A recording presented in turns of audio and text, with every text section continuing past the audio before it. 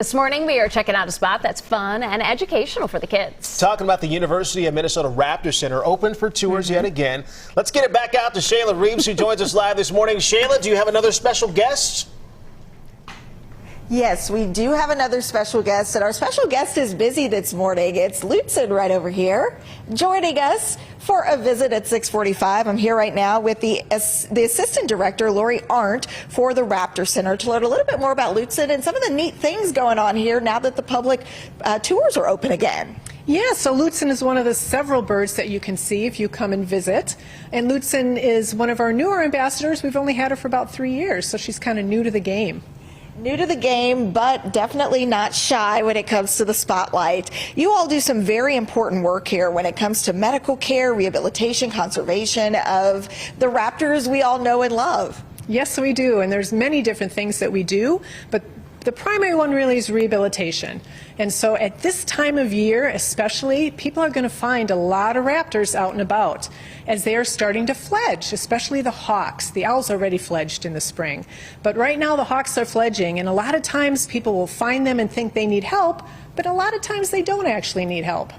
And it's important to remind people, okay, I see this bird out, my natural instinct is to care, but don't touch the bird. You shouldn't touch the bird. Call someone to come out there and assist. Exactly. So what we like people to do is just to take a pause, observe the bird, the area, and then give the Raptor Center a call. And we can talk through it with them and find out if the bird really does need help. And if the bird does need help, you all would then provide that care or connect them to the appropriate place. Exactly. So we will either talk people through containing the bird themselves, or we have a group of fabulous rescue transport volunteers that may be able to come to their area and help them do it. Tell us a little bit more about Lutzen and the story behind how Lutzen ended up here.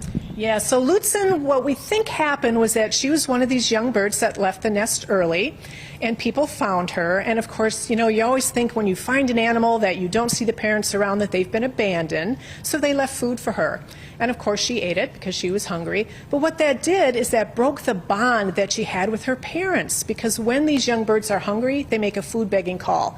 And that's what lets the parents know exactly where they are. So then when she actually could fly, she didn't have that bond with her parents anymore, and so she really looked to people for food. And now she's been here with you all for at least 2 or 3 years so far. Exactly. Before we let you go, let people know again, if they want to come for a tour, what do they need to know before they come? Well, they need to know that they need to register ahead of time. We're limiting the tours still to about 10 people per visit.